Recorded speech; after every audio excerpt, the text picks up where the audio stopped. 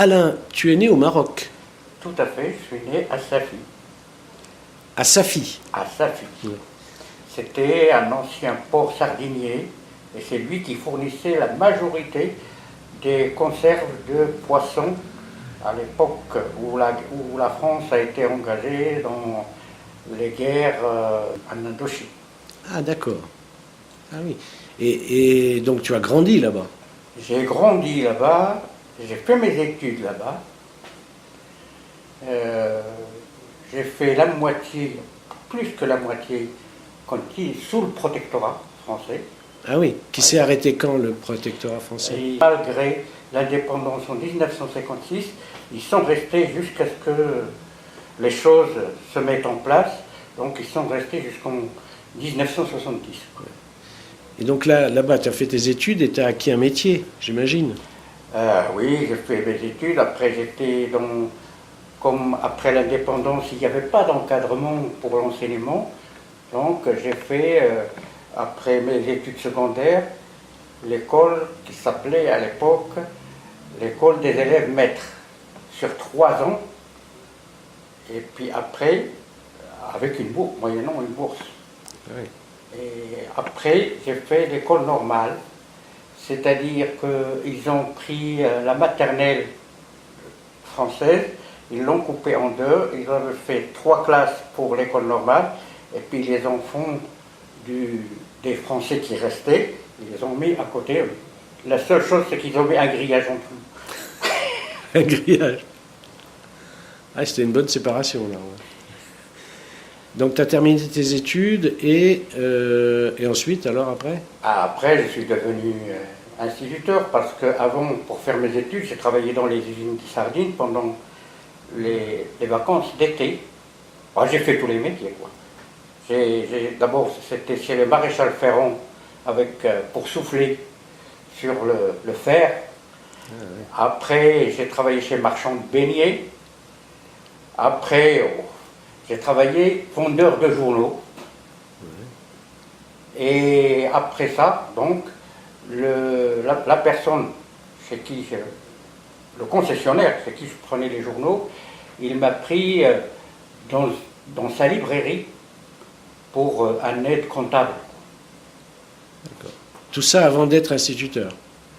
Tout ça, et puis je suis resté chez lui, même en étant instituteur, j'avais 2 de ses enfants dans ma classe, et je suis devenu comptable, gérant comptable chez lui. J'ai le certificat d'ailleurs, quand je suis parti, quand je me suis marié, j'ai quitté. Ah ouais, tu exerçais 2 métiers. Voilà. Alors, on va- Dans les années 60, donc, j'ai connu le mouvement, c'est les mouvements des chantiers internationaux, avec des bénévoles. Et donc, j'ai eu contact donc parce que je suis devenu secrétaire de l'association qui s'appelait Jeunesse et Coopération, et qui faisait les chantiers comme bénévole. Donc, c'est comme ça que j'ai eu le contact avec le service civil international, Mouvement chrétien pour la paix, Concordia, et j'en rajoute Moulin des apprentis, tout ça, c'est... Ah oui, c'était des chantiers d'intérêt général, c'est sûr, mais de genre organisation non gouvernementale, quoi. Non, non gouvernemental. Oui, c'est ça, oui. Et là, tu as passé plusieurs années? Oui, je suis resté jusqu'à mon départ. Et c'est justement parce que j'étais un peu tête dure du coin. Donc j'étais appelé souvent au commissariat, j'ai fait quelques jours dans les cellules et ainsi de suite. Et plus ça va, plus les taux se resserraient. Et Hassan II, il voulait faire un exemple pour la jeunesse et tout. Alors là, je suis... Alors, pourquoi as-tu quitté le Maroc? Ben, j'ai quitté le Maroc parce que je ne pouvais plus y vivre étant donné que j'étais toujours... même on venait me chercher à l'école où j'étais inscrite pour me mettre sans question valable, pour me mettre en prison, pour me questionner, pourquoi j'ai distribué le tract, pour ça. C'est ça qui... Ah, tu avais une action militante sur place. Ah bah oui, oui. Et j'étais adhérent du parti de l'Istiklal avant, parce que c'est mon père qui m'a amené, c'est à l'époque où j'étais jeune, pour lire les informations du parti clandestinement, quand il y avait le protectorat. Et c'est ça qui m'a fait rentrer un petit peu dans le militantisme véritable. Sous la pression de ces contraintes-là, Oui. En quelle année à peu près? En 1970. 1970. Et tu atterris où? J'ai atterri à Saint-Denis.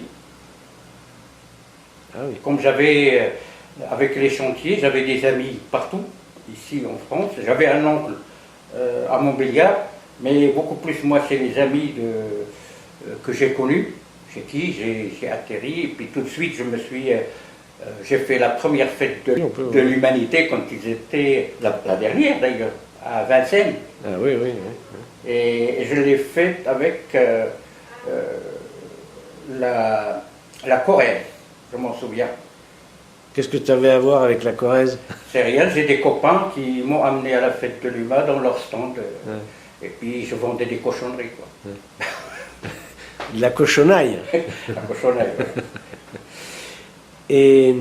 Et donc là, tu commences à t'intégrer à l'activité syndicale? Oui, tout de suite, dès mon arrivée, j'étais à l'union locale de Saint-Denis, qui se trouvait à l'époque à la rue Sugère, avec le secrétaire à l'époque, c'était un cheminot, il s'appelait Pierre Mandy. Alors je me suis souvenu de son nom. Ta rencontre avec la CGT, c'est à ce moment-là, alors? Oui. Début des années 70. Et là, c'est en septembre 70. Septembre 70. Et à partir de là, qu'est-ce qui se passe? À partir de là, je me suis occupé beaucoup plus de l'alphabétisation, étant donné qu'il y avait énormément de migrants dans la région, surtout dans le nettoiement, dans le coin. Et donc, ils venaient à la CGT pour apprendre le français. Ah oui. Il n'y avait pas d'autre endroit? Ou très peu? Non. Non, l'accueil à Saint-Denis, c'était la CGT. Parce que d'ailleurs, il y a plusieurs, c'est à partir de là, qui se sont organisés, se sont syndiqués. Il y avait un grand nombre d'éboueurs qui se sont syndiqués à partir de là. Et par ailleurs, tu as pu retrouver une activité professionnelle? Ou bien c'était dans ce Non. J'étais donc... après, je cherchais du travail et donc j'ai travaillé 6 mois avec la ville de La Courneuve dans un centre à Gagnac-sur-Serre avec des débiles profonds. Et ça a joué un petit peu sur ma santé mentale, quoi. C'est très dur comme métier. Oui, et donc quand je suis revenu, on m'avait proposé de m'adresser à l'Institut médico-éducatif Henri Vallon de Sarcelles qui venait de se construire.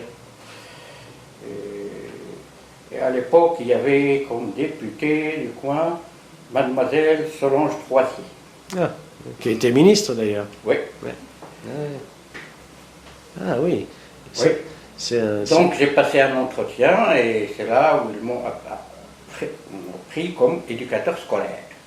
Éducateur scolaire, ça avait un statut, ça, je crois. C'est l'enseignement. C'est l'enseignement. Ouais. Et ça a été dur aussi, ça. Non. Non, pas trop. Non, pas du tout, étant donné que toute la population qui était là, c'était les rapatriés, ou des juifs nord-africains, ou les enfants, qui un peu ont mal du pays, et se sont retrouvés dans un institut comme ça, où d'ailleurs, ce qui était écrit sur l'agrément, débile léger, trouble associé, éducable. Ah oui, ça s'appelait comme ça. Voilà. Donc tu as vu de près les effets du déracinement oui. Et de la migration, quoi. Ah oui. Dans tout ce qui se passe aujourd'hui, tu dois y retrouver pas mal de ce que tu as vu. Tout à fait. Puis après, je me suis occupé des foyers. Par l'intermédiaire de la CGT. Tous les foyers, presque du 93, je les connais par cœur, jusqu'à présent. Ah oui. C'était donc le foyer Amitié africaine, ça s'appelait à l'époque. C'était l'ancienne caserne où il y a maintenant la cuisine de la ville de Saint-Denis. Et ça existe toujours un foyer. sauf que c'était tenu par l'armée française. Le jour où on a fait la manifestation, la grève des loyers, on a négocié avec Amitié africaine qui a laissé après le foyer à la Sonacotra. Tu veux dire que le foyer était géré par l'armée? Ah oui, oui, oui, tout à fait. Parce que dans ce foyer, il y avait des anciens combattants d'Afrique du Nord, algériens ou marocains, et puis après c'est resté comme ça jusqu'à ce que les travailleurs, quand ils sont arrivés, à l'époque il n'y avait pas encore le gros regroupement familial, les travailleurs qui venaient remplaçaient un de la famille au truc dans le foyer. Mais c'était des dortoirs. Et tu as fait donc toute ta carrière dans ce secteur-là? Oh, ben, j'étais là, au MRAP, oula. Ah oui, ça c'est une activité militante parallèle, quoi. Ouais. Ah oui, ça j'imagine, oui. Mais toute l'activité, presque, avec les foyers et l'alphabétisation, c'est avec la CGT. C'est la CGT qui fait. Ah oui, d'accord, ok. Mais à l'Institut médico-pédagogique, tu avais un... Ah non, non, ça c'est Ah oui, ça s'est arrêté, ça. Ah oui, c'est mon travail, ça. Ah oui, non, c'est ce dont je veux parler. Oui, oui, d'accord. Tu avais une activité professionnelle à l'IMP. Oui, l'IME, oui. Oui, c'était les anciens IMP, non? Non, IME. Il y a les IMP, c'est professionnel, ça. Ah oui, d'accord, oui, ok. Et l'éducatif, c'était, il faut sortir les enfants avant 16 ans, qui retrouvent le cycle normal jusqu'à la loi d'orientation de 1975. D'accord, ah oui, ok. Donc tu as continué cette carrière jusqu'à quand alors? Jusqu'à la retraite? Jusqu'à ma retraite. Et la retraite, c'était quand? La retraite, c'était en 2004, exactement. Ah oui, c'est pas si vieux que ça alors. Non. Non. Et alors, comment ça a fait? C'est arrivé à la retraite, Oh, j'avais hâte d'être à la retraite. Hein. Oui, c'est vrai. Ouais. Mais tu n'as pas arrêté tes activités syndicales? Ah non, non, non. C'était dans la continuité. Oui. L'activité militante, c'est dans la continuité, même maintenant. Et quand tu as pris ta retraite, tu es resté chez les actifs, tu as fait quoi? Non. Tout de suite, parce que j'avais déjà prévu de partir, j'ai habité dans l'Aisne. Et dans l'Aisne, tout de suite, je me suis adressé à l'union locale de Château-Thierry, où j'étais à la commission exécutive. Et là, avec les retraités, on a essayé de construire. Et puis après, j'étais à l'UCR. Et comme je me suis déplacé, mon syndicat de l'IME au Rivalon, parce que j'ai des contacts avec eux. Donc quand on quitte, c'est fini. Alors j'ai cherché à me syndiquer. Alors donc j'ai quitté le Val d'Oise, où j'ai payé 3 années, comme ça, en étant à la campagne, mais en mettant mon pied quand il fallait chercher où me syndiquer. Je me suis adressé à l'USR. Ils m'ont dit qu'eux, ils ne syndiquaient pas. Finalement, je me suis syndiqué à l'hôpital de Prémontré jusqu'à présent. Je suis syndiqué à l'hôpital de Prémontré. Et donc j'ai rejoint l'USR. J'ai pris des activités. Chaque fois qu'il y a quelqu'un qui arrive, c'est bien. On le charge. Dernière question, Alain. Finalement, comment tu vis ta retraite? Matériellement? Matériellement, c'est très dur, parce que comme j'avais perdu 12 années du Maroc, là, j'ai pas récupéré, donc... Tu n'as pas pu récupérer tes 2 années de... 12 années, non, je n'ai pas récupéré. Alors que ma femme, en étant coopérante quand je l'ai connue au Maroc, l'année où elle a travaillé au Maroc comme coopérante, ça lui a compté double. Et toi, les 12 années, ça a compté rien, c'est ça? C'est pour l'amour. Donc tu le vis matériellement assez difficilement, mais pour le reste... pour le reste, ça va, la santé, ça va, tout ça. Et les retraités CGT, ça va aussi? Oui. Oui. Tu te sens à l'aise, tu te sens bien? Ah, très bien. C'est vrai. Mais vraiment, ils m'ont accueilli dans l'Aisne, où j'avais peur parce que... Mais ils m'ont accueilli à bras ouverts. Et finalement, j'étais pas loin, parce que j'ai rencontré un prêtre ouvrier qui travaillait, qui était chauffeur dans le coin. Et finalement, en discutant de ce que j'ai fait et les problèmes que j'avais eus avec l'Église en voulant me marier au Maroc, parce que je connaissais un prêtre au Maroc qui était prof de mathématiques, je ne vais pas dire son nom, mais j'étais chez lui parce que j'ai dit à Anne-Marie, moi ça ne me pose pas de problème de se marier à l'église, le truc, parce qu'il était pratiquant. Et quand je suis parti à l'église de sa fille, je le connais, il me connaît, ça ne doit pas poser de problème. Il m'a dit, Ahmed, tu as des ennuis avec le gouvernement, n'apporte pas tes emmerdements à l'église. Et depuis, Anne-Marie, elle n'est plus pratiquante. Elle a dit, si l'église fait aussi la différence que ça, c'est fini. Ah oui. Eh oui. Et donc, à partir de là, j'ai connu Jean Bélanger, qui était prêtre aussi, et il avait fait son séminaire au Maroc.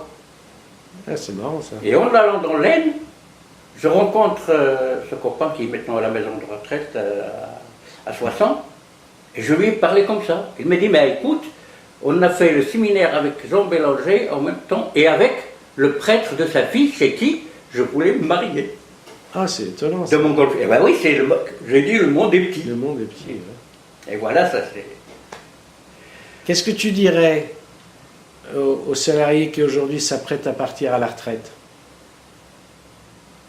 La seule chose que je peux lui dire, c'est qu'il faut qu'il en profite de sa retraite, parce que la vie devient de plus en plus dure, hein, et le militantisme aussi aujourd'hui, le militantisme, ça devient aussi par l'époque, donc moi je lui dis de partir le plus tôt possible de la retraite pour pouvoir profiter de sa vie.